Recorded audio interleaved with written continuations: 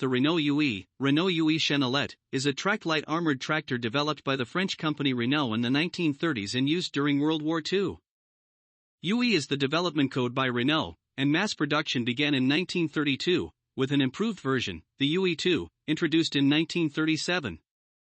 Approximately 5,000 units were produced by 1940.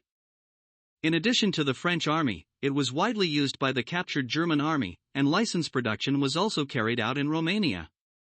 The Renault UE was created as a supply vehicle based on the mechanization concept for infantry that the French army had been advancing since the 1920s. The prototype was based on the British Carden Loyd light tank, with 6 prototype vehicles produced in 1931. At the same time, similar vehicles were being developed by Citroën and Brandt, Ladel, but Renault's model was selected and officially adopted as Chenillette de Ravitaillement d'Infanterie Modèle 1931R, small armored tracked vehicle for infantry supply, Renault model 1931.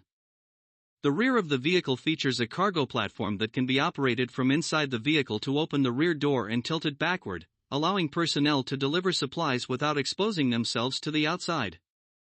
Additionally, a specialized track trailer, known as Renault UK, was available, which was nearly identical to the original item designed for the Carden Loyd. This trailer could also be towed without the tracks on good roads. For long-distance travel, there was a trailer designed to carry the UE itself, which could be towed by large trucks and the like. Renault delivered the first order of 60 units by October 1932 and received additional orders. The company's assembly plant at Issy-les-Moulineaux was nationalized and became AMX in 1936, and by 1937, approximately 2,200 units had been produced at that plant. Additionally, 2 other companies, Fuga and Berliet, also joined the production, each producing about 300 units and about 100 units, respectively. In 1935, further modernization and mechanization of the military were promoted, and as part of this, the development of a successor vehicle to the Renault UE was decided. The responding companies were Renault, Lorraine, Hotchkiss, FUG, and Berliet. The prototype vehicle from the Lorraine company was a smaller version of the medium armored tractor being developed at the same time, which later became known as the Lorraine 37L. The 37L had 2 sets of bogies, each with 3 pairs on one side. The prototypes from Hotchkiss and Berliet had a design more similar to the UE, but their suspension used coil spring scissors. The prototype from Forges de la Seine also had a design similar to the UE, but this one utilized a leaf spring bogie system. These prototypes were completed and tested between 1937 and 1939. On one hand, Renault's UE2 proposal was just a minor improvement on the existing UE. The biggest difference was changing the gearbox from having a reduction gear and 3 forward speeds in the UE to no reduction gear and 4 forward speeds in the UE2. Additionally, the towing device at the front of the vehicle was switched from a pigtail hook to a pintle type.